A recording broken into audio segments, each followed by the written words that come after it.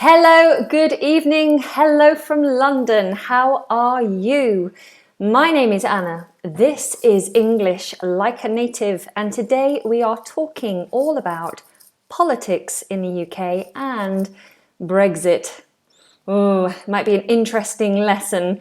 So we're just going to spend a few minutes saying hello, getting everybody in. So if you're here, give me a shout out, say hello, tell me where in the world you are watching from, and I will try and shout you out right here, right now. So I have Steve. Hi, Steve. I have Eric. Good evening, Eric, one of my lovely patrons. I have Miriam. Hi. MATV, lovely to see you once again. Hello, Kenneth from China. What time is it in China, by the way? I have Umbreen in Pakistan. Hello. I have Marcelo in Brazil. Hola. I have Jana. Hello again. You're always here. Anne-Marie in Germany. Hi, Anne-Marie. I have Amin. Hello. I have Valdeli in Brazil. Eva in Spain. Hola. ¿Cómo estás? I have, oh gosh, so many people talking. Salva in Madrid. Hello. I have Ibrahim. I have Joey in Japan. I have Diana in Brazil. Yuri in Russia. Navina in Leicester. Oh, you're here in the UK. Lovely. I have Gal, or is it Gail? Was it Gal in Israel? I have DG in Algeria. I have Mazimo. I have Ilan in Israel. So many of you here. Already we have 87 people watching. Goodness, you must have been waiting for me. So if you are here and you're a subscriber, fabulous, welcome back. Please make sure you've pressed that thumb button. You all know how much I enjoy a thumb. And if you think this might be interesting to any of your friends, then please do press the share button and share this on social media. Let's get more people in. Because I don't think we talk enough among ourselves about politics. I think we hear a lot of politics on the news, but particularly here in the UK, we're scared to talk in a social environment about politics because it can be such an explosive topic. People get very passionate about it. And I know that I am no expert in politics. And I know that when I'm listening to the news or when I listen to other people talking about politics, sometimes I get confused with the meanings of words. And so what I've done today is put together a special worksheet. I'll show you now. So I've put together this sheet that we're going to go through with some of the terms and some of the meanings that might confuse you. And we're also going to talk about Brexit. Okay, so I'm going to go through this with you. I've put this together for you.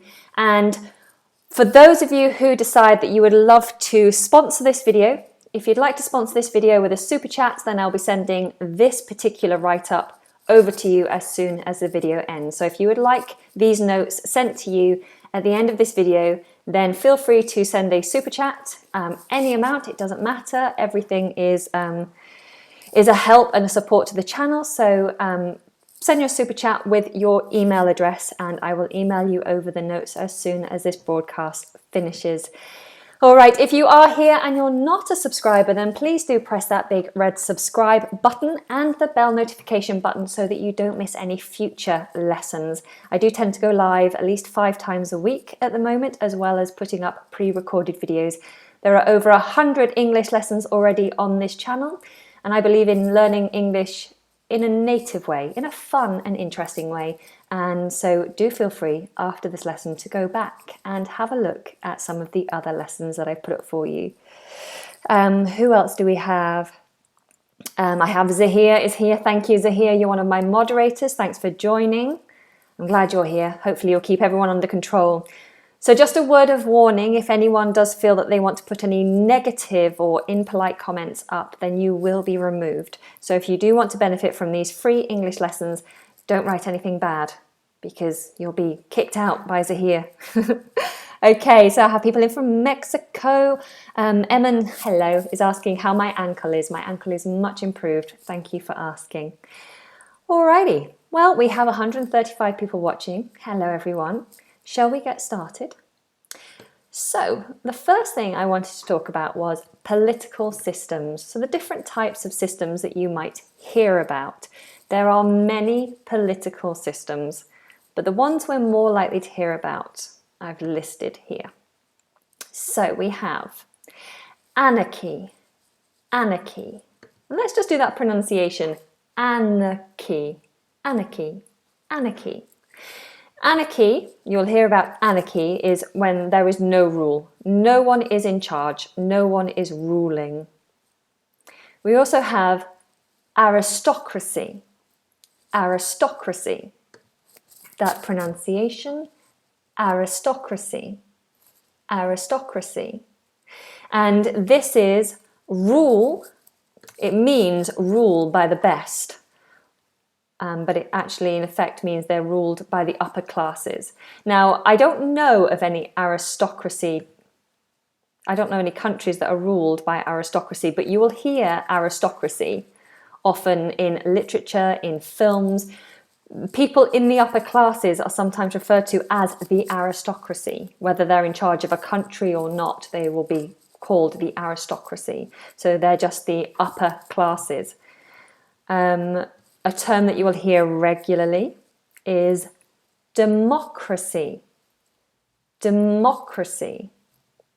Listen to that pronunciation. Democracy. Democracy.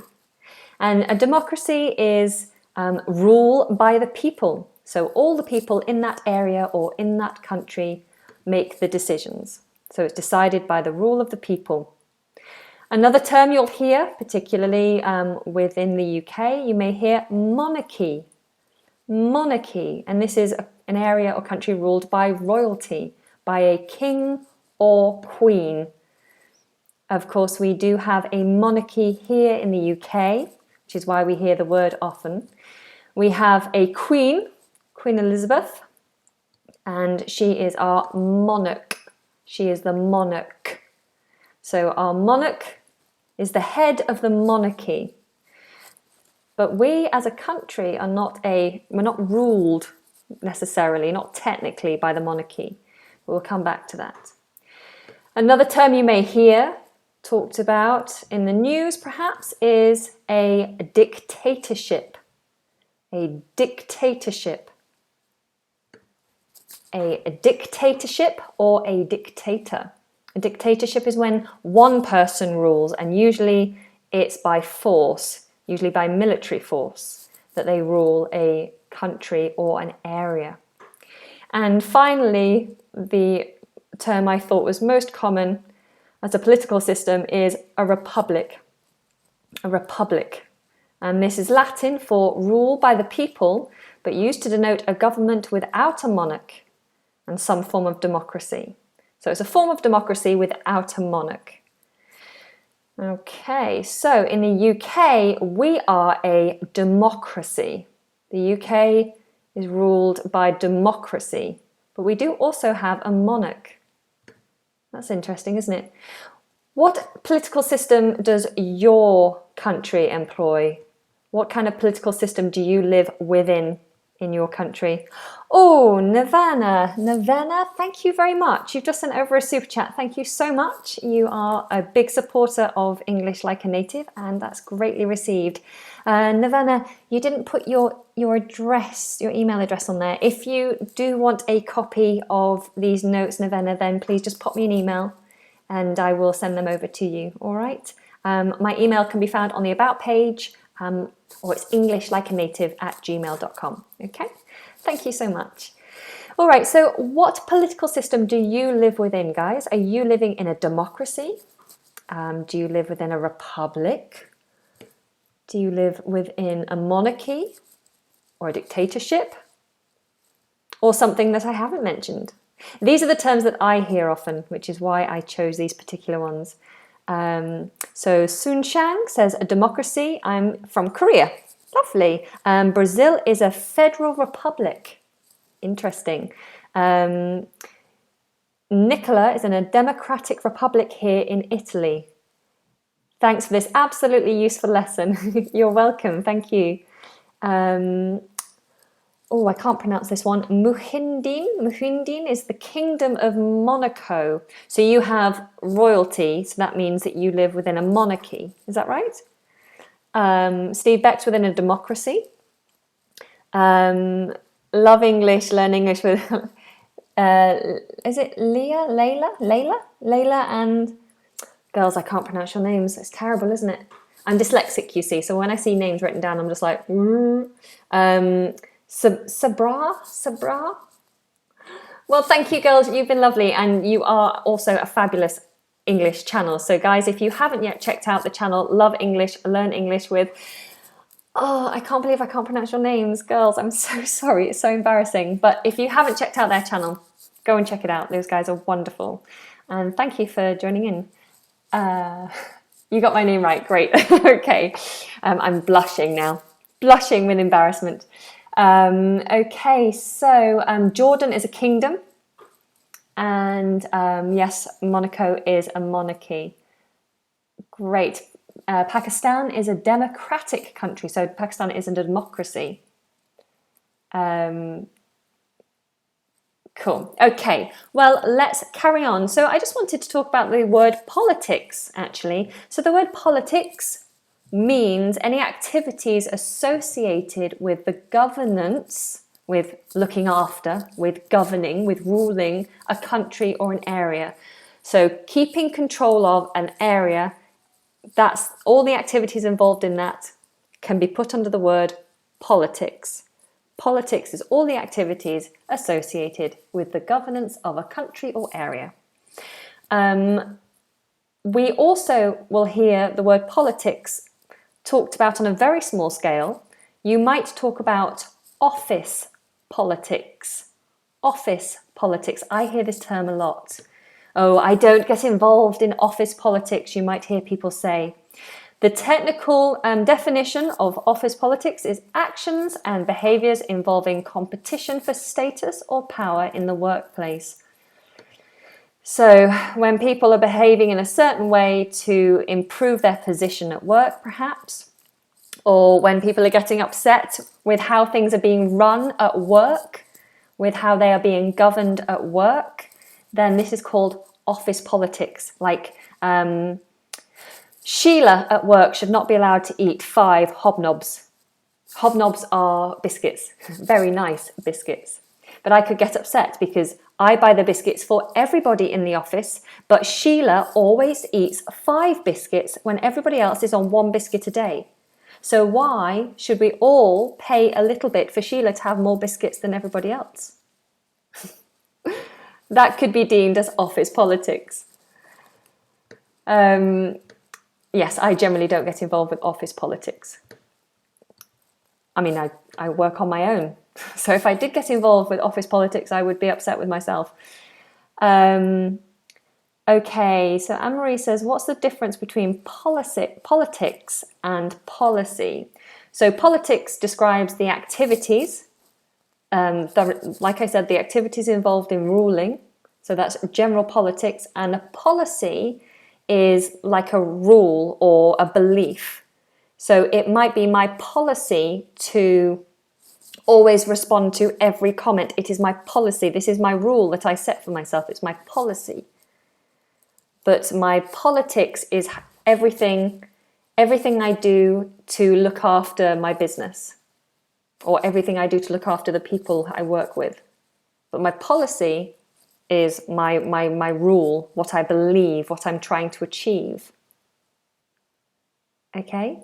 So if I'm ruling a country, I might have a pro-immigration policy. I might be very pro-immigration, meaning I'm happy for other people to come into this country freely without needing visas or anything.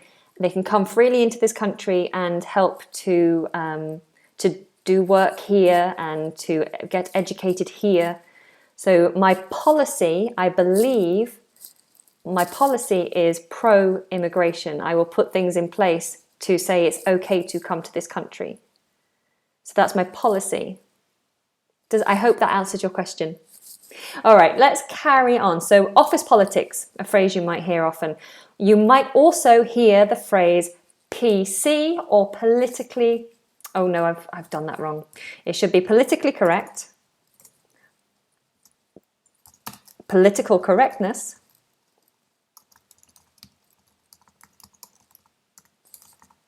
or generally PC. So I am being politically correct. Is it politically correct?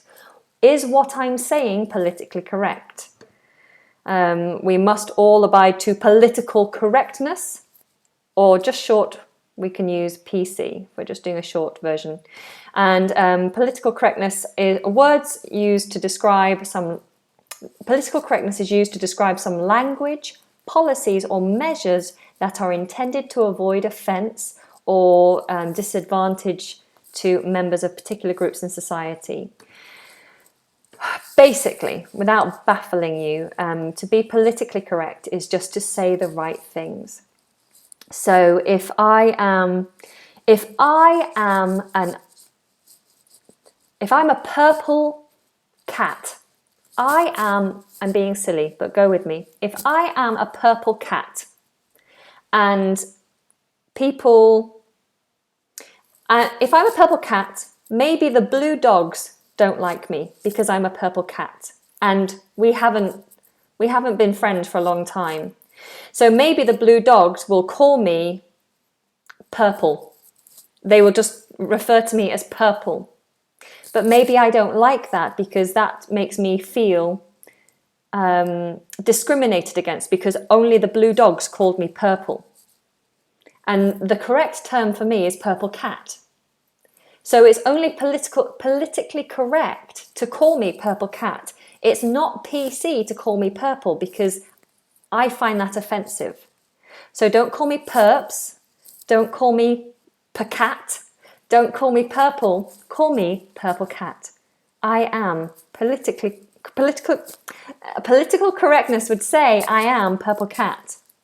But if you're going to be offensive, you call me purple, whether you mean to be or not.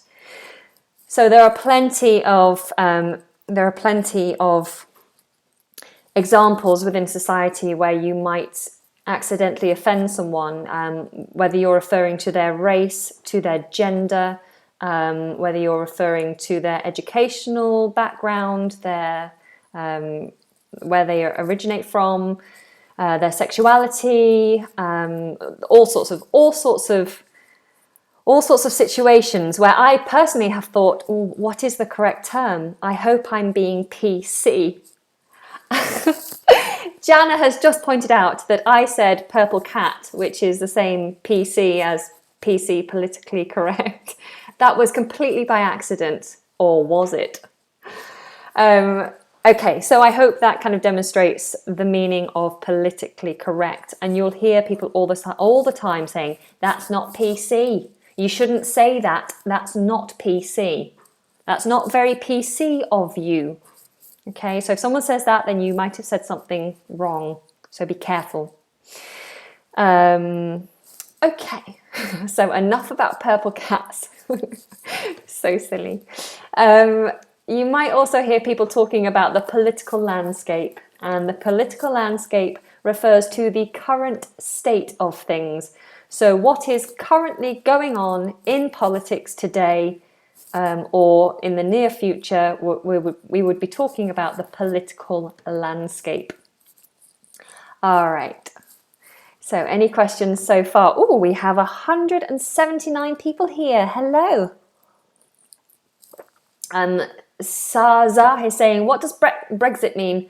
I'm coming to that. That's going to be after we've talked about politics. I will do a little bit about Brexit.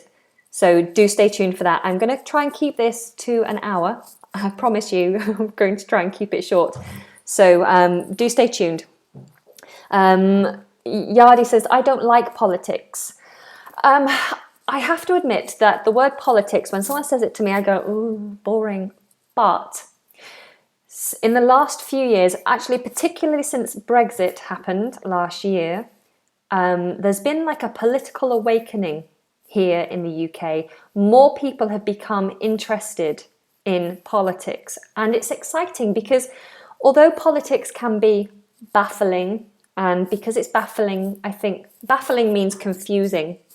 Because it's baffling, I think we find it boring. But actually, politics is in everybody's interest. It affects every single one of us, how we live, how we how we work, how we interact with our community, how the community grows, how we survive, how we trade, how much everything costs, our economy, our education, our healthcare, everything is decided via politics. And so politics is something we should all be interested in. We just have to find a way to access it because, like I said at the beginning, there are so many things I didn't know before I prepared for this lesson. I kind of had an understanding, but I wasn't clear until I did the research for this lesson. So we need more fun people to make politics more interesting for us, I think. All right, so let us, does only British say? Does only British say bloody things? The word bloody is mostly is a curse word. It's a swear word. It's a light swear word. I don't know if you say bloody in America. I don't know if we have any Americans in, but do tell us if you use that word in America. I know we do use it in England a lot, but it is a swear word, so be careful when you are using it. It just kind of emphasizes something. What does the word baffling is BA. Bluffing is something different. If I bluff you, I trick you. To be baffled is to be confused. Baffled. Okay. Hello, Mac from the other side. How are you? Guys, if you are here and I don't know, if you're breathing and you're here, then click the like button. Show me a thumb. Let's have all thumbs together. I got 200 thumbs in the last live lesson, or last week's live lesson, the last lesson last week. Let's try and get this one to 300. Let's see if we get 300 thumbs, because I love a thumb. Okay. Ali says, yeah, we need funny people with funny names like Donald Trump. If you don't know what the word Trump means in English, in British English, then you need to go and watch the bodily functions video that I did, because Trump is a very funny word to us Brits. So when we heard that Donald Trump was going to be the president of America, for us it was quite amusing. So do go and check out the bodily functions video if you haven't already. Right, enough about Trump. Let's move on. What is the government? Oh. So, the government are the people that we have elected to run the country. So to be elected is to be chosen by vote. If I elect you, I choose you. You have been elected. I choose you. You've been elected. So they are elected via a general election. So we have a general election, usually every 5 years. And we choose the people who are going to be the government. But sometimes, if there are problems or for whatever reason, sometimes that 5 years isn't the term and the Prime Minister decides we have a general election sooner, and we are about to have a sudden general election. It was called only about a month ago. Our Prime Minister decided we would have a general election now instead of years from now, which was when was supposed to happen. So we are about to have a general election in June, so I think June the 8th, I think, where we will decide who will be our new government. So elect is to choose, elect is to vote and choose. To run the country, to run something means to rule it, to look after it, to manage it. You run a country, you run a company, you might run a class. I am running a class here with you now. I am managing, leading a class. So to run a country is to lead or manage a country. Okay? Let me just see what you guys are saying.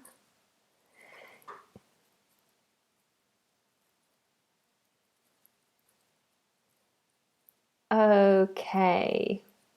Let's carry on then. Lovely. So we have, let me just get these notes up. The political party that wins the most seats at a general election takes charge of the government for 5 years until the next general election. So what happens is, to make it to break it down is every part. Start again. The country is broken down into little areas, and every little area will vote for their local person, their local governor. So someone will represent each party in that local area, and we'll vote for who we want to run our area. Whoever wins that area takes a seat in government.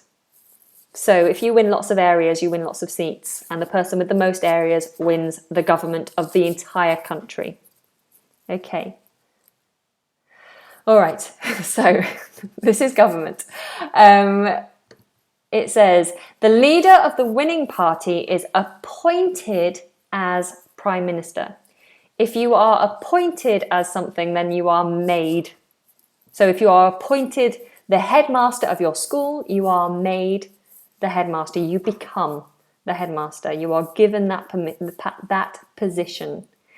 So to be appointed as something is to be made something. So the winner of that party, whoever wins the government, becomes the Prime Minister. Prime Minister is male or female Prime Minister. It doesn't change on gender. And the Prime Minister then chooses the other party members to work in the government with them as cabinet ministers and junior ministers.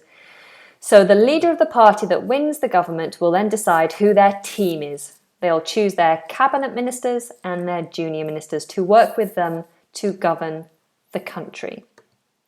So basically, you're deciding the one person you believe has your best interests at heart, who will look after you and what you believe in. And then they, when they win, choose their team that they are going to work with to make wonderful things happen, hopefully. Okay. How old do you have to be eligible to vote in the UK? That's a good question. 18, I think.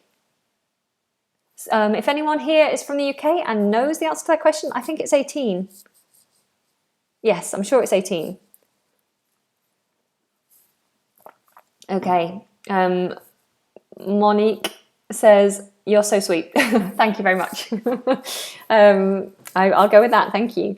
So this is government, and our current Prime Minister, like I said, is Theresa May. Please note that Theresa is spelt TH, but we don't pronounce it TH. You'll know if you watch my daily pronunciation live classes that TH is pronounced with the tongue between the teeth. Whenever we see TH, teeth, with, this, that, the tongue comes out.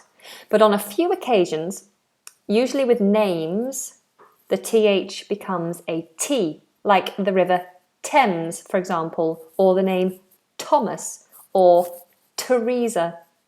So I hear a lot of students say Theresa, but it's not Theresa, it's Teresa. Teresa. So Theresa May is our Prime Minister, and she resides is another word you could use. She lives at number 10 Downing Street, which is the famous house that every Prime Minister lives in. So when she steps down from being Prime Minister, she'll have to move house. So she lives in or resides at number 10 Downing Street. So that's a government. A government is an elected group of people who are to rule the country on behalf of the people.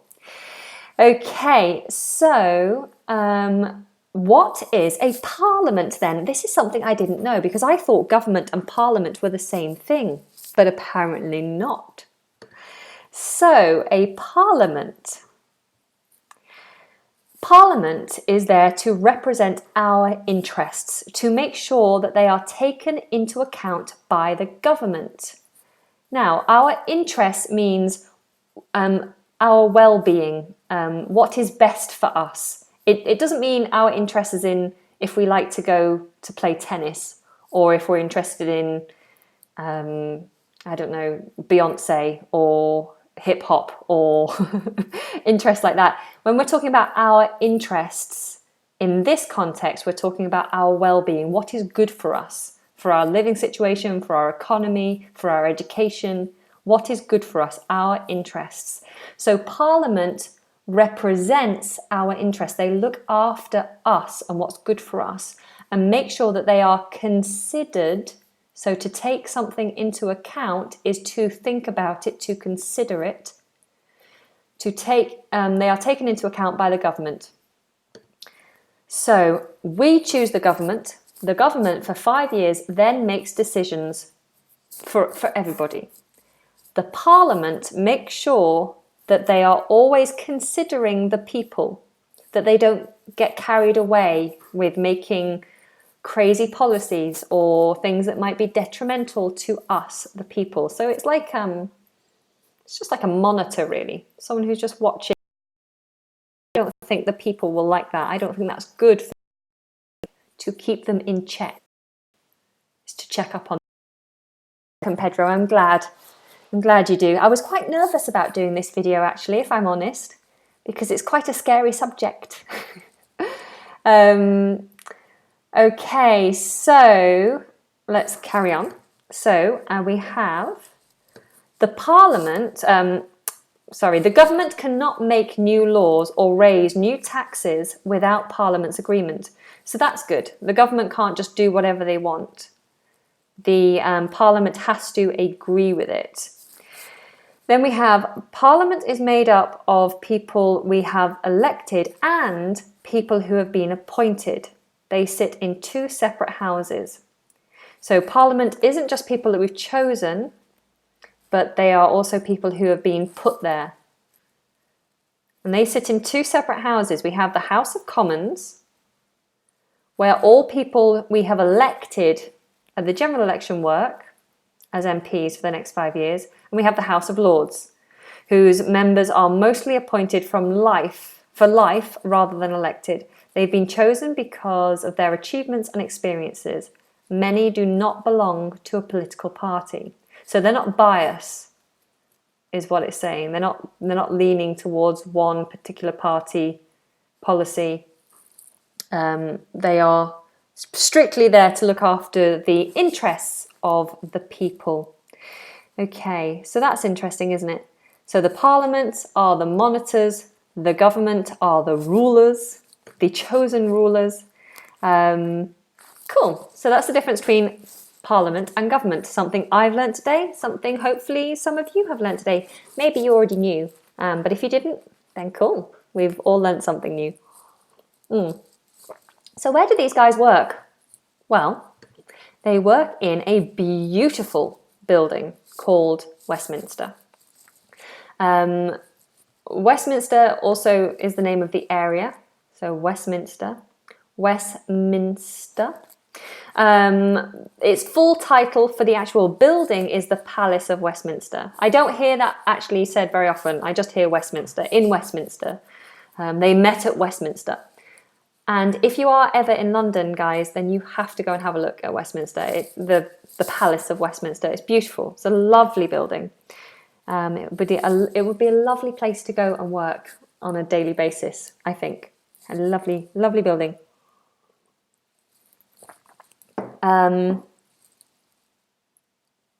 Sorry, just reading some of your comments. I'll come back to your comments in a minute. So the Palace of Westminster, this is where politicians meet to make laws and run the country.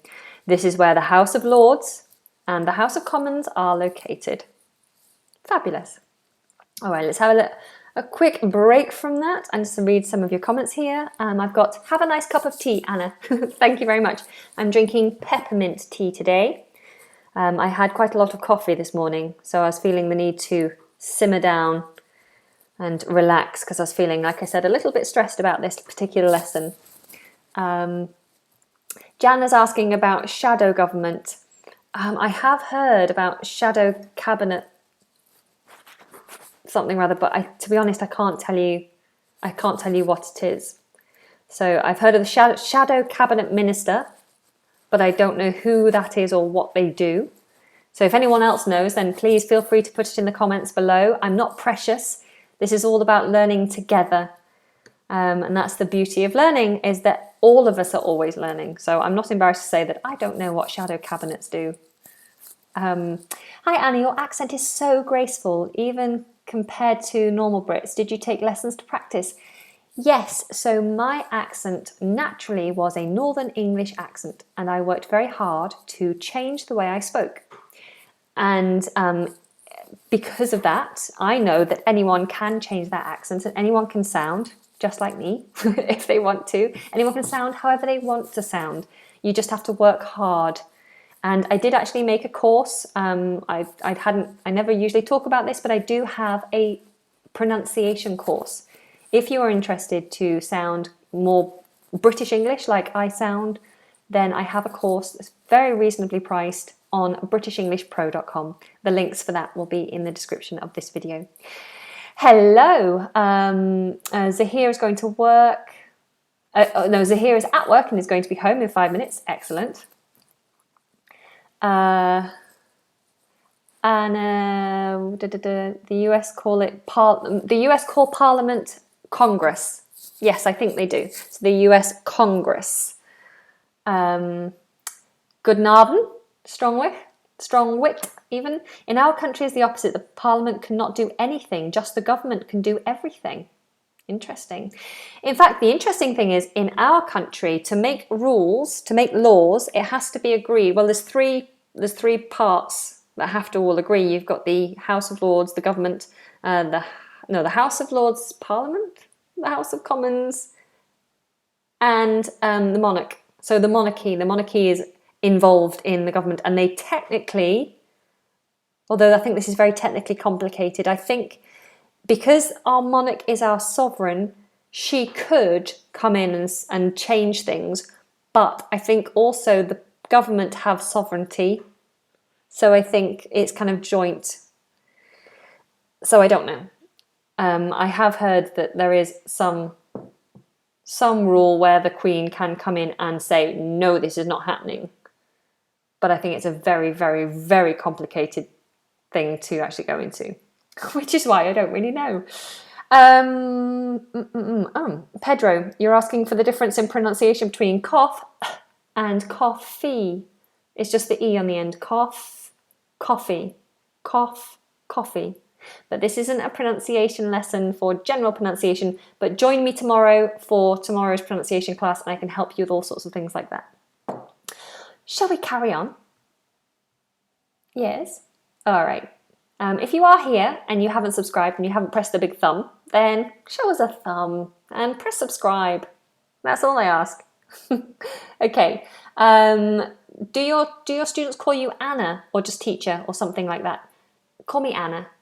Many teachers in the UK, you would refer to them as Miss, or Sir if it's a man, Miss or Sir. But you can call me Anna. I'm happy with that. Okay. Queen signs the bills approved by Parliament. Jana, thank you. Okay, so the Queen apparently signs things off. Can you speak with a northern accent to demonstrate? I will at the end. Remind me at the end and I will.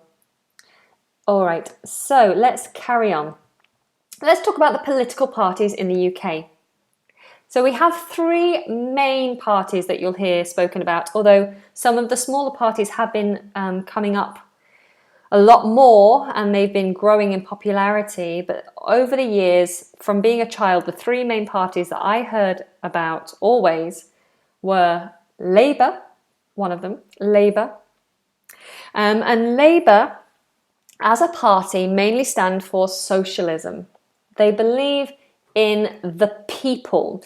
They want to raise taxes and use the money to make society more fair by giving more welfare, which is help, and benefits to the poor. So welfare and benefits is help, basically aid. Welfare and benefits. This is an interesting word, isn't it? Raise. Does anybody here know the difference between the word rise and raise? Rise and raise. Well, rise is to elevate, to come up unassisted. So I rise now. If I stand up now, I rise. Raise is to come up assisted.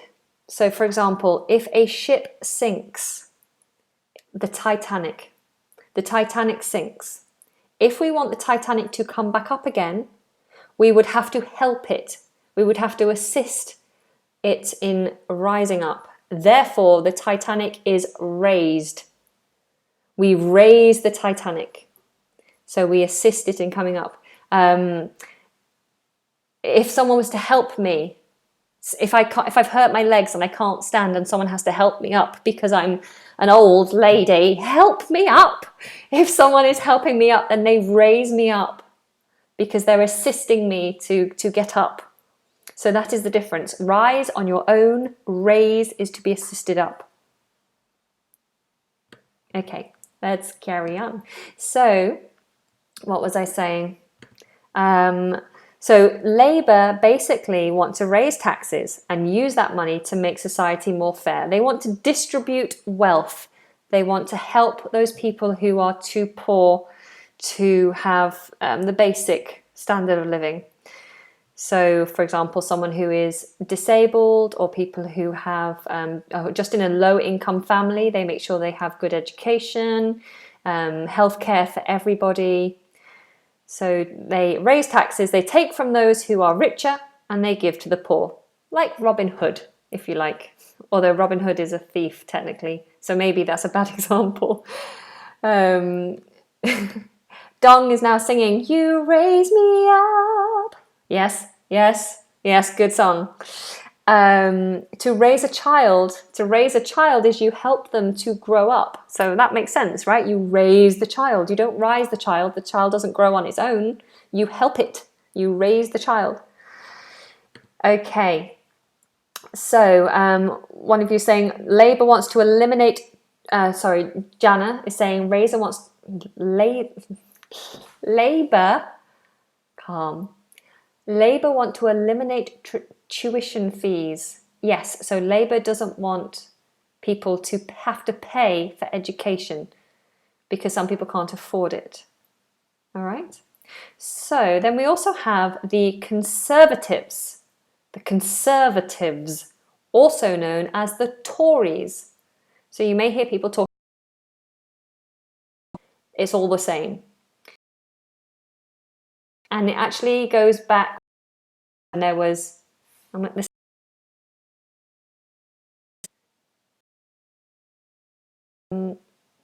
did I write it down? No, I didn't write. Did I write it down? Let me have a look at my notes. It was yes, back to the 1600s. Back to the 1600s. In the 1600s, there was an argument within the Conservative Party, and the party kind of split. And so half of them were known as the Tories, and I think half of them were known as the Whigs or something. Anyway, the name stuck, and to this day, we all sometimes refer to the Conservatives as the Tories. So Theresa May, our leading party leader, our Prime Minister, is a Tory. We are governed by a Conservative government. They won the majority. Anna, are you trying to speak slow? Is this how you usually speak to native speakers? I am speaking a little bit slow because I'm getting flustered and I'm tripping on my words. So therefore, I'm slowing down, but I normally do speak at this pace. I'm not slowing down particularly for you guys. Okay? Yes, Zahir is making a very good statement to everyone in the live room right now. Don't make inappropriate comments. Don't be disrespectful and don't be rude, because if you do, you will be kicked out by the moderator, and that will potentially mean you won't be able to watch any more of my videos. So be very careful. Okay, let's carry on. So what do the Conservatives stand for? This is the government we have right now. They are pro-capitalism. Pro-capitalism. This means that let's look at what it means. It means that they think that if somebody works hard and becomes rich, that is deserved, and hence it is wrong to tax them heavily and give their money away to the poor, who have every opportunity to do well if they want to. They stand for privatization rather than nationalization, which results in lower taxes. So technically, they basically believe that if you get rich, you should stay rich and you shouldn't have to pay more. And you shouldn't have to look after the poor, because the poor have every opportunity to get rich too, if they wanted to, or if they could find the opportunity to.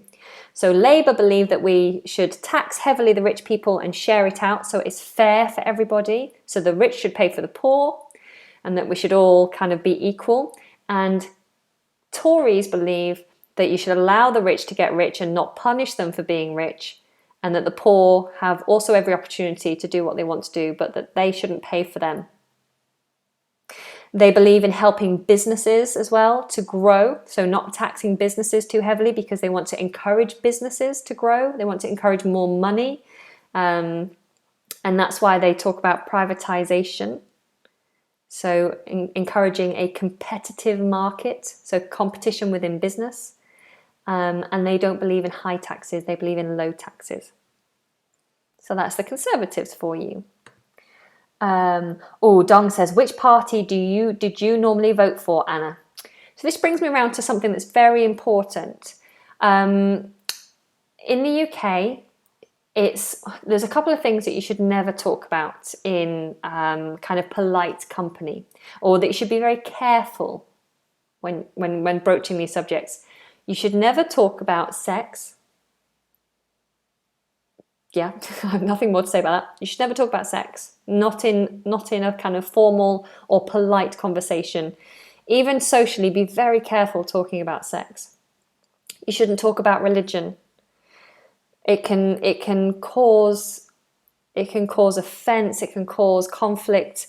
Talking about religion can make people uncomfortable, unless, of course, you're in a church or in a mosque or somewhere with someone who's obviously the same religion as you, and then talking about religion is not going to be a problem. But if you're just generally at the pub or at a restaurant or in college or just in the park and you're just chatting, asking someone about religion it's a delicate way to go with the conversation, so be careful. And the final one is politics. Be very careful when talking to anyone about politics or asking who they vote for. Even with my closest friends, I would rarely ask who they voted for, because if they voted for someone different to me, that instantly means we have a conflict of opinion. And these days, especially, everyone is so passionate about politics, so passionate about what they believe is right and wrong, and who they believe is a crook, and who they believe is a hero, and how they think the country should move forward. So I think asking someone who they vote for or who they are following is very dangerous. So I'm not going to answer you. And in fact, when it comes to the next general election, I have no idea. I will definitely vote. I think it's important to vote, but I have no idea who to vote for, because I'm not yet fully familiar with what the policies are. So I need to look into it before I make a decision. It's important to make an informed decision, I think, but it's very hard. It's very hard. Politics is a mess right now. Okay, so remember those rules. Try not to talk about sex, religion, or politics if you can help it. But let's carry on talking about politics right now, shall we? All right, so those are the Conservatives who believe in getting rich and encouraging rich people and companies to get richer by keeping taxes lower. Then we have the Liberal Democrats. They are quite central, economically centralist. They sit in the middle between the two. They favour high taxes, like Labour, but would spend more of the money on the NHS, education, and less on benefits compared to Labour. So,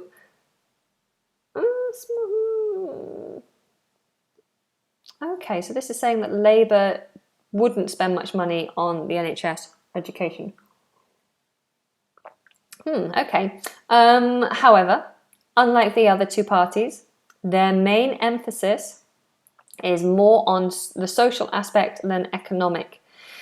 So they basically kind of sit in the middle.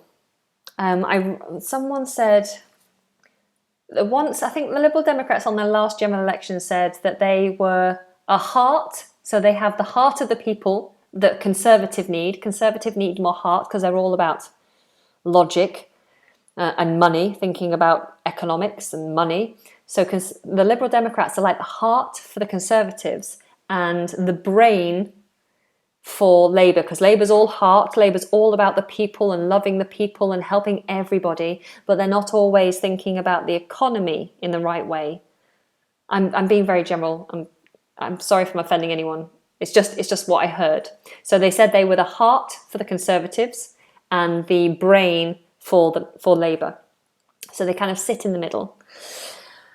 And then we have a couple of other parties that I said have been in the forefront of the media recently. So we have, you may have heard of UKIP. UKIP stands for the United Kingdom Independence Party, UKIP. They are Eurosceptics, so they don't believe in being a part of Europe. They believe that that the United Kingdom is great on its own and that it should stay that way. And it favours tough immigration policies, so it doesn't like to let people into the country easily.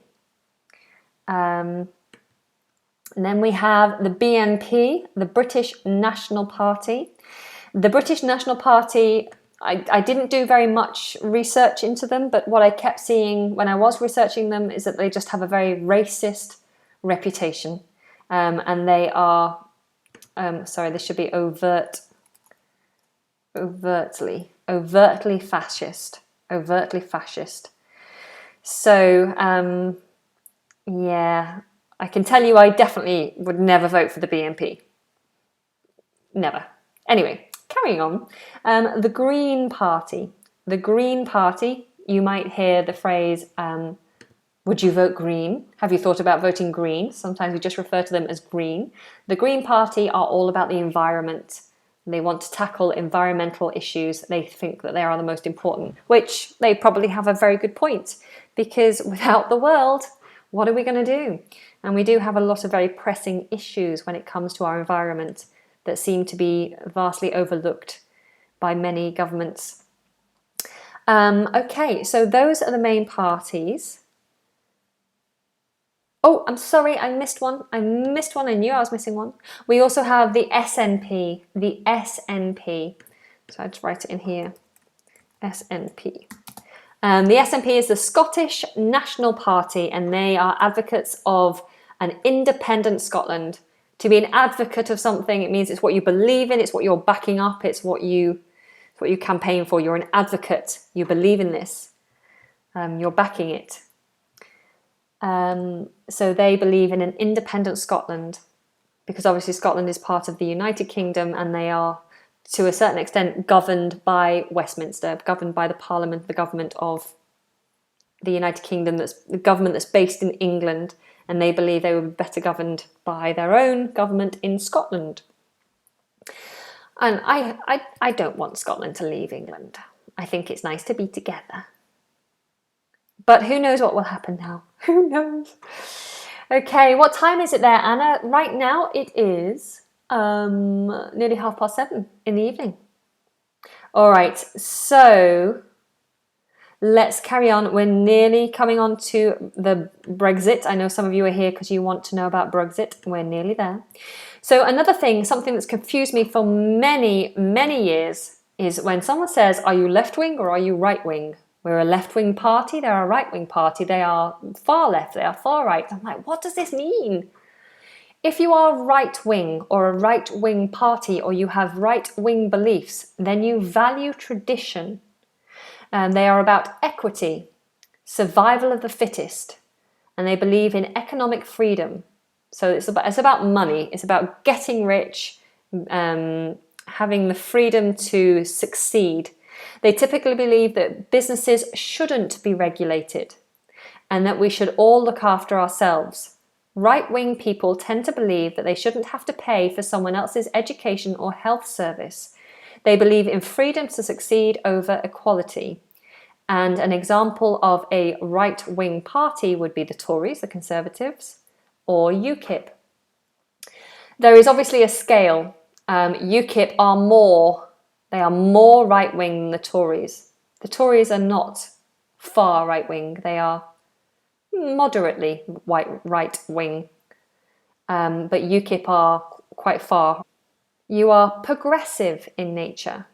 They look to the future. They aim to support those who cannot support themselves. They are idealists, and they believe in equality, that everybody is equal. People who are left-wing believe in taxation to redistribute opportunity and wealth. So they believe that the rich should pay for the poor.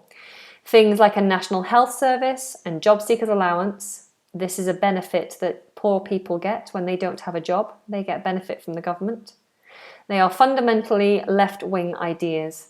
They believe in equality over the freedom.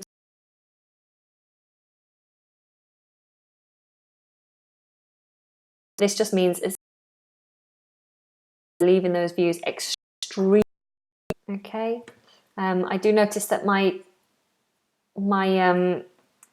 signal is kind of dropping in and out here, guys. So if this is if this video is going a little bit dodgy, do forgive me. Hopefully it'll kick back in, but otherwise, stay with me, guys. Okay, so any questions on what we've just said? Any questions on what we've just said? Just so you know, I've seen a couple of people talking about religion. I did do a class all about religion a couple of weeks ago. So please do feel free to go back and have a look at that lesson where we covered as many religions as I could get round to. Yeah, it was an interesting lesson actually. I learned quite a lot. So if you want to talk about religion, then you can head over there and have a look at that one. Hopefully you'll find that interesting. Okay, let's carry on, shall we? So where are we up to? Brexit. So I'm sure everybody here has heard the term Brexit. Until yesterday, I had real trouble every time I came to say the word Brexit, and that's because I was trying to pronounce it wrong. So you have to think about egg. This is how I got around it. If you think about egg, egg, and then you think Brexit. I think I was going for a K sound. I was going Brexit, like egg. I don't know what I was doing, but I was pronouncing it wrong. But the actual pronunciation is Brexit. And Brexit stands for the British exit from the European Union. The British exit from the European Union. And just to remind you, if you weren't here at the beginning, these notes that I keep referring to, the notes that I put together for you, are available to anyone who is interested in supporting the growth of this channel. So if you are interested in sending a super chat over, then that will help this channel to grow. Obviously everything I do here is for free, but if you want to support it and you want to leave a little tip, then you can send a super chat, which is the little $ next to the emoji sign down in the comments. And in return, as a way of saying thank you, obviously send your email address along with it, and I will then email you these notes so you have a little something to take away from this lesson to remind yourself of what we covered. All right, cool. So Brexit, the British exit from the European Union. What is the European Union? The European Union, also known as aka the EU, is a group of 28 countries tied together in an economic and political alliance. So just a note about pronunciation. I hear this all the time, an incorrect pronunciation of Europe. Yeah, like you're going to say yes. Yes, middle of the tongue is high. European Union. European Union, or the EU, the EU.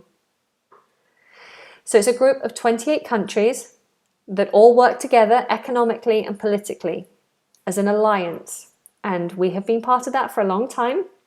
But now, because we voted for Brexit, it means we are leaving this bloc of countries. And you'll hear it being referred to as a bloc, the EU bloc. Why? Why did Brexit happen? Well, as far as I know, and forgive me if I'm wrong, I have done my research, but if I have made a mistake, I apologise. But as far as I can discern, Brexit happened because the former Prime Minister, former means the previous, the last, the former Prime Minister, David Cameron, decided to hold a referendum. A referendum. A referendum is a public vote. So we vote for the government. The government then make decisions on our behalf. Sometimes they're not sure about something. Sometimes they think, should we ask what the people think about this particular thing? It doesn't happen very often, but sometimes they think it's important to consult the public, and they ask us individually, what do you think we should do? It is not legally binding. A referendum is just an opinion poll, really. It's just getting your opinion. But it is very important, because if you vote, if you have a referendum and everyone votes and then you go against it as a government, you could lose popularity. So David Cameron decided to hold a referendum. Why? Because he wanted to win a clear majority.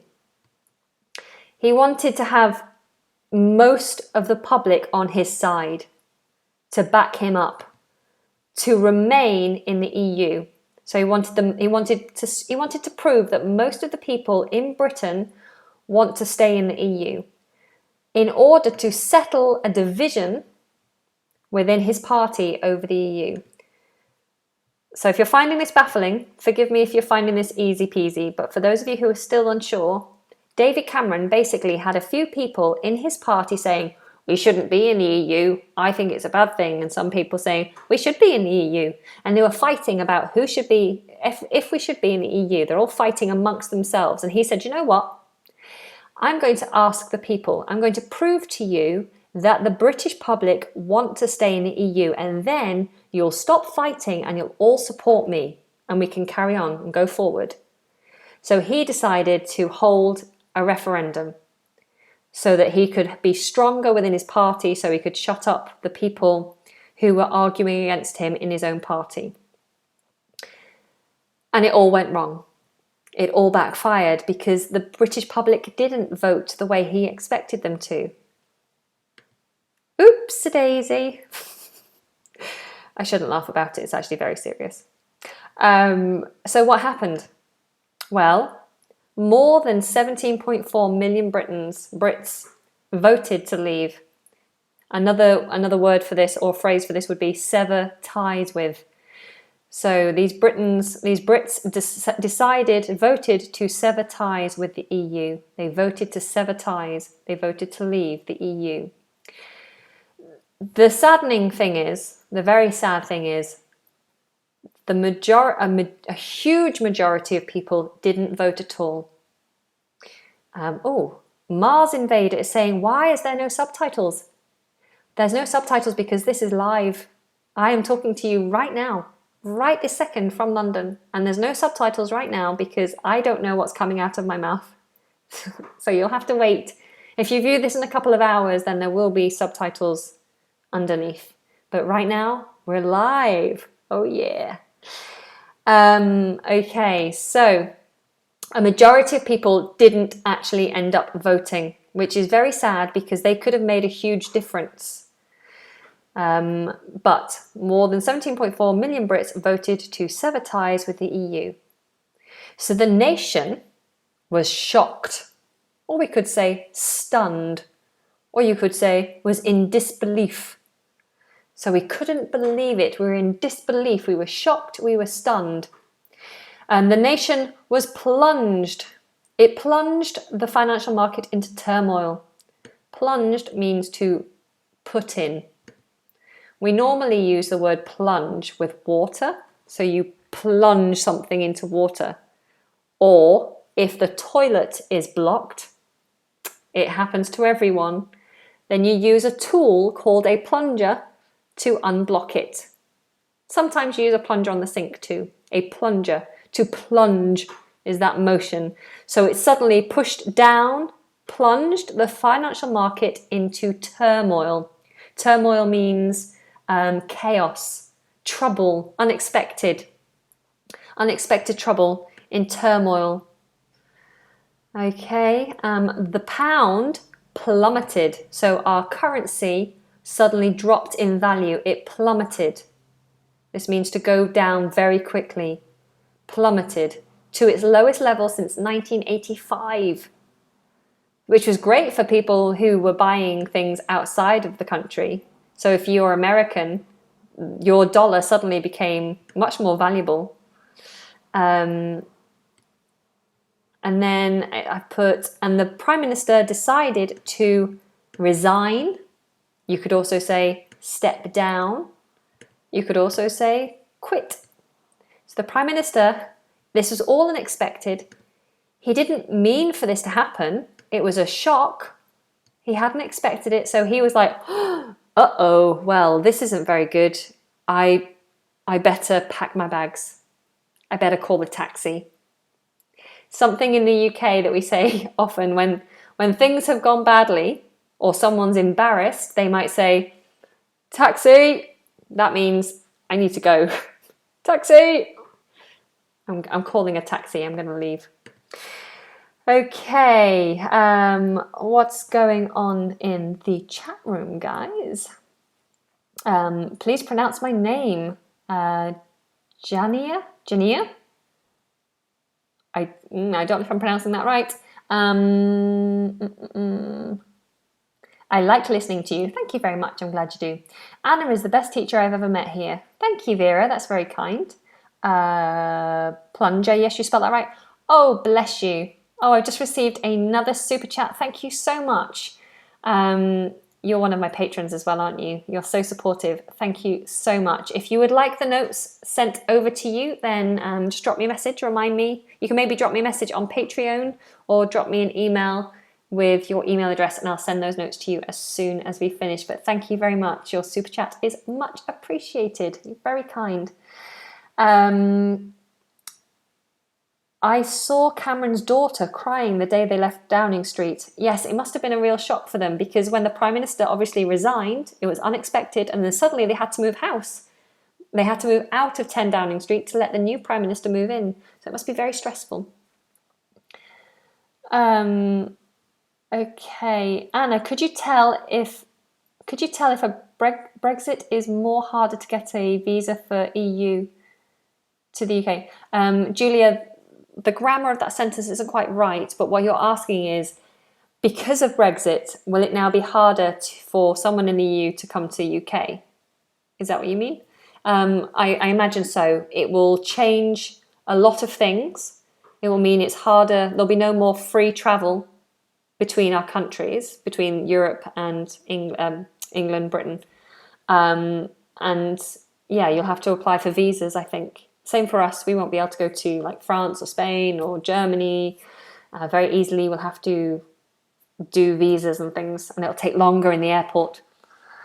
There is an election on the 8th of June, yes, which could potentially, if we voted for the right party, it could turn Brexit around, potentially. I don't think it's going to happen, but it could happen. I like supporting what you do. This is a wonderful project. Thank you. Very kind. I do appreciate all the support I get from patrons, from people who send me super chats. This is my full-time job and it doesn't make much money, but it's not about the money. It's about helping you guys to learn English. And so anyone who is willing to help me, to help you, that's very welcome. So thank you so much. You're helping everyone. All right, so where were we? We were in turmoil. We were in shock. We were in horror. We were in disbelief. The Prime Minister has resigned, has stepped down. He now needs a successor. A successor is the person who follows.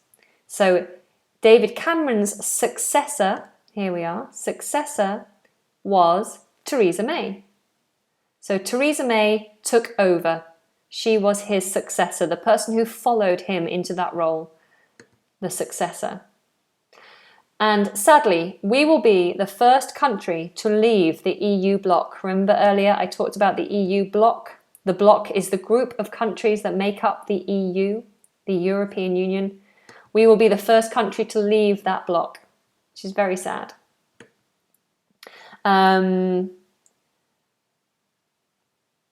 Hello, Dabian. Thank you for joining us. It's very kind of you to be here. All right, we are going on to now what were the arguments to leave the EU? Yes, to leave the EU, and what were the arguments to remain? So, the arguments to leave. The push to leave the EU was advocated. So, advocated means supported. Was supported mostly by the UK Independence Party, UKIP. Remember we looked at that before. Oh no, wrong button. So we have UKIP. So the push for leaving the EU was mostly supported by UKIP. They argued that Britain's participation in the EU was limiting the country. So they thought it was bad for us, that it was holding us back, that we couldn't be a great country while we were attached to the EU. The party's main arguments centred around, so basically this means the arguments were about regaining border control. So this is talking about immigration. So they wanted control over the borders to stop migrants or immigrants. I think it was mainly to do with the refugee crisis that was happening at the time. I think that caused a lot of concern for people over here. And so that was a major push. So regaining border control and reclaiming business rights. In addition, supporters of Brexit cited the high EU membership fees as a negative aspect of being in the EU. So we have to pay a lot of money into the EU to be a member. And they said that if we were separate from the EU, these fees could be used to benefit the UK. Now, one of the biggest problems, one of the biggest scandals of the Leave campaign was a picture that they put on a bus. And this went all over the UK, and it talked about the fact that we spend, what was it? It said that we spend £350 million a week. £350 million a week goes to the EU that could be and would be spent on the NHS. The NHS is our National Health Service. It's a free service. Everyone pays into it through taxes, and then no one has to pay for anything when they need medical assistance. You can go to the doctor, you can have operations, there's all sorts of help, and it's an incredible service because it means anyone can get help if they need it. It doesn't matter if they're rich or poor. So the NHS is a wonderful thing, and a lot of people in Britain are very passionate about the NHS. So the Leave campaign argued that if we leave the EU, that would mean £350 million a week could now be spent on the NHS. But what happened was, we leave the EU, and now they were like, oh no, that's not true. We can't spend £350 million a week now on the NHS. So that was one of the scandals. That was one of the scandals of the campaign to leave. Okay, so let's have a look at arguments for. So arguments to remain. The biggest supporters of the Remain campaign were the Conservative Party and the Prime Minister. They were strongly in favour of, they believed in, they were voting for, they were in favour of remaining with the EU. Their argument was that the UK receives business benefits. So we have lower trade taxes or lower fees on imports and exports. So it was better for businesses, it was cheaper for businesses for being able to participate. Participate means to take part in the single market system established by the EU. They believed that the influx means a flow in, an inward flow. So the influx of immigrants helps develop an eager workforce. Workforce is just your employees, and eager employees. And if you don't know, eager means to be keen, to want to do it. I'm eager. I want to do it. And it fuels public service projects. So basically, the Conservatives believed that immigration is good for the country. Lots of immigrants coming into the country helps the workforce, helps to get a keen workforce, people who want to work, and it helps public service projects. Leaders in favour of staying also worry about the political backlash. This is basically means the consequences. What will the other countries say? What will they do? What will be the backlash? What will happen? What are the consequences? So they were worried about the backlash, the political backlash, that could possibly result from other countries who favoured staying in the EU. I think what that means is they were worried about, if we leave the EU, will other countries leave the EU? Will that mean the whole alliance will break apart? If we leave the EU, will Scotland, who mostly voted to remain, will they want to break apart from England? Will Northern Ireland want to break apart from us? It could have this huge unknown consequence. And in fact, we still don't know what the consequences are. The thing is, Brexit is not a quick thing. It's happened, it's done. It's going to take 2 years. So the Article 50 was something that had to be triggered. So it had to be triggered by the Prime Minister. She had to trigger Article 50 in order to actually officially start the process of leaving the EU. So it wasn't official when the referendum happened. It was official when the Prime Minister triggered Article 50. Once she triggered that, which she did earlier this year, then everything starts. And so we are in process now. But it's going to take 2 years. So we're not going to see instant changes. We have seen the value of the pound go down. So we've seen a change in the stock market. People are getting nervous. It makes the markets nervous. But we don't know what's going to happen. I know a lot of people have actually left the country. So, I don't know. It's a worrying time. There are lots. I could have written what potentially the consequences were going to be, but we don't know. We don't know what the consequences will be. We have to kind of see that through. But it is worrying, and I will tell you that I did not vote for Brexit. I didn't think it was a good idea. But in truth, I didn't know. I don't know what will happen, and I think it's scarier to go into the unknown than to stay how we were. So anyway, let's have a look at some of your comments. If you have any questions, I will try my best to answer them. Let's keep it topical. If you have found this helpful, please do remember to give me a thumb. You know how much I like those thumbs. It would be Can anyone see how many thumbs I've got actually? It'd be nice to hit 300 thumbs, wouldn't it? 300 thumbs on a Monday evening would be good. Good going. Let's see. Let's see if I can see how many thumbs we have. 200. We have 204 thumbs. 209 thumbs. Can we get that up? Can we get that up any further? 211 thumbs. It's going up as I speak. 16. Oh, maybe we won't break 300 during this lesson. But if you are here, give me a thumb. Give me a thumb. Guys, if you have found this helpful, then please do press the share button. Also, share this with anyone who you think may be confused about the political vocabulary or the political situation here in the UK. And yes, they're still going up, 222, 224. I wonder if we can get it to 300. I think it's too far off, to be honest, but we'll see. What are you guys saying? If you're not yet a subscriber, then please do subscribe. That's all I ask of anyone is please, if you're here and you're making use of these lessons, I will keep going, but I need your help. I need your support. And what you can do to help me is to press the subscribe button.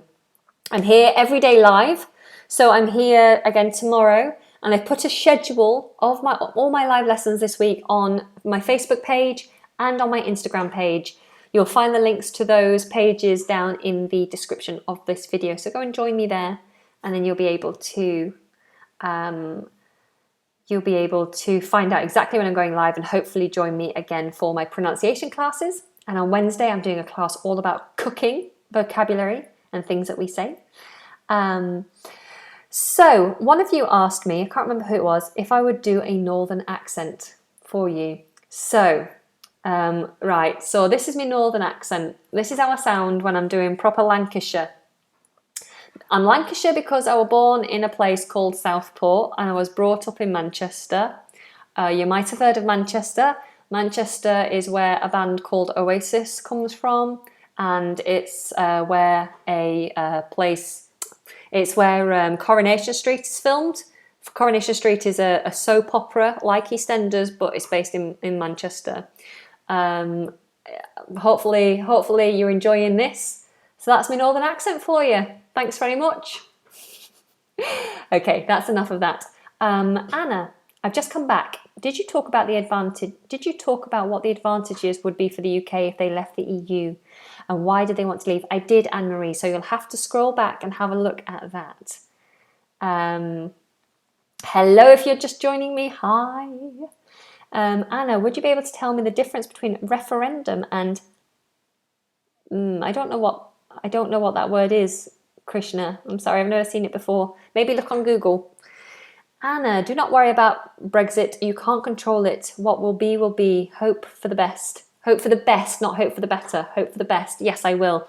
And as Tiago pointed out, keep calm and carry on. Strongwit has been blocked. Oh dear, what's happened there then?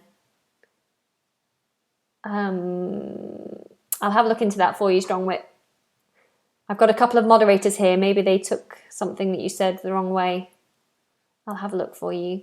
It's 2:22 a.m. in India. Gosh, you're up very late. I hope I'm not keeping you awake.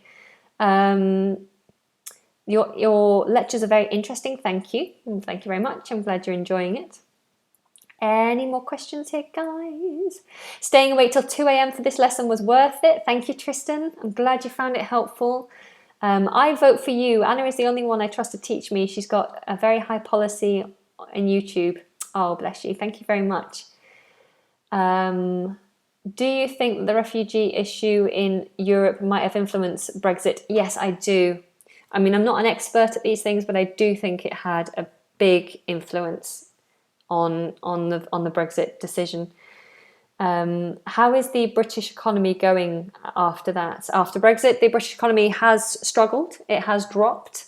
And I think the full effect of Brexit will not be seen fully for a few years yet. But it doesn't look good. I don't know. Some people say it is good. Some people say it isn't good. I don't know. I don't feel very optimistic about the economy. Have I been there? Have I been where? Sorry, I missed your initial comment. You're asking me, have I been there? But I'm not sure what you're talking about.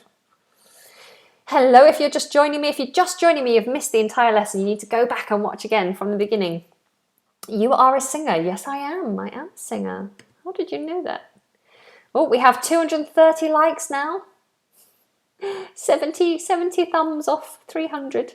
Never mind, I'm sure we'll get to 300 by the end of the evening. Okay, let me close that down.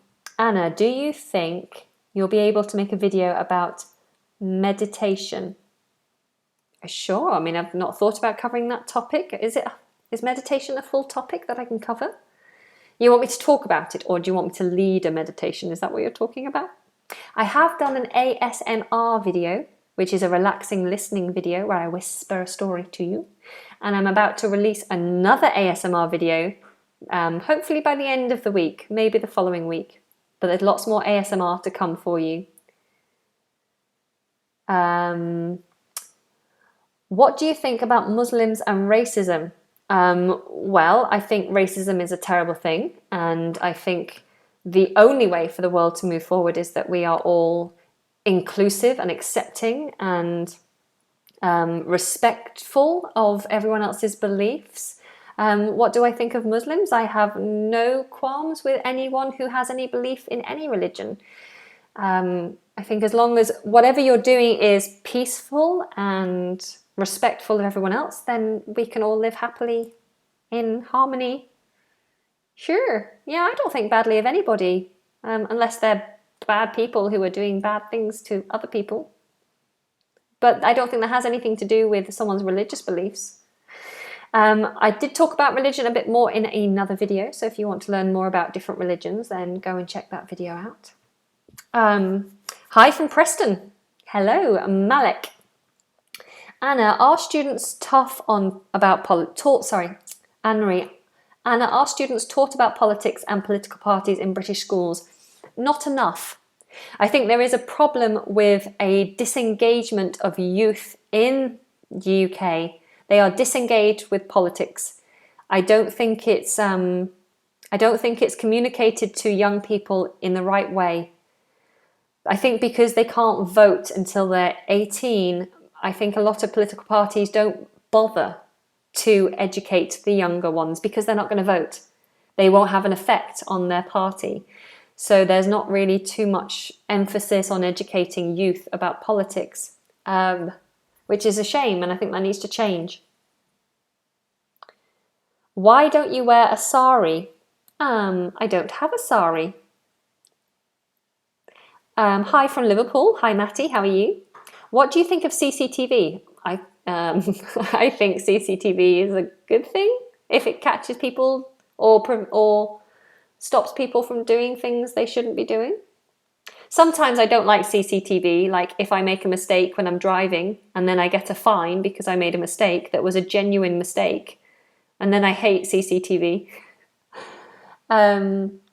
Big appreciation and love from Northampton. Thank you, Afra. Thank you very much. Anna, would you do a video explaining the different uses of makeup and the specific vocabulary? Sure. Why not? Let me put that in my notes. I can do a video on makeup. Oh, my pen has run dry. Oh no, I use my other pen. Anna, these live sessions are nothing short of wonderful. Thank you, Bianca. You're very kind. I'm glad that you appreciate it. I was really nervous today about doing this lesson, but I think it's been helpful.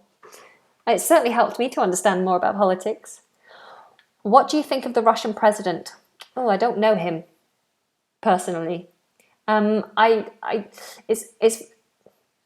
don't think it's very fair for you to ask me very specific political questions like that, because it's very difficult for me to comment on things that I don't know enough about, for a start. And also, like I said earlier, it's not very polite to ask questions about political views. I am a very easygoing person, and I believe in live and let live, and that everyone should live in harmony and be happy. I don't have any strong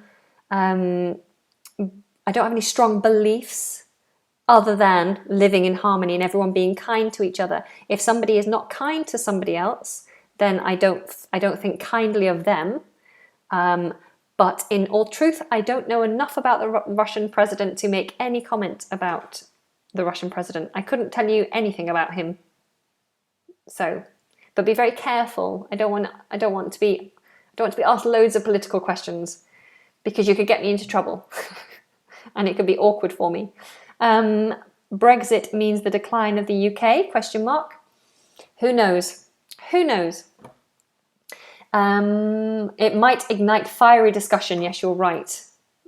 Do you think Scousers are bad? No, not at all. I'm technically, I was born in Southport, so technically I'm from Merseyside, and my granddad's a Scouser. I love Scousers. Why would I think they were bad?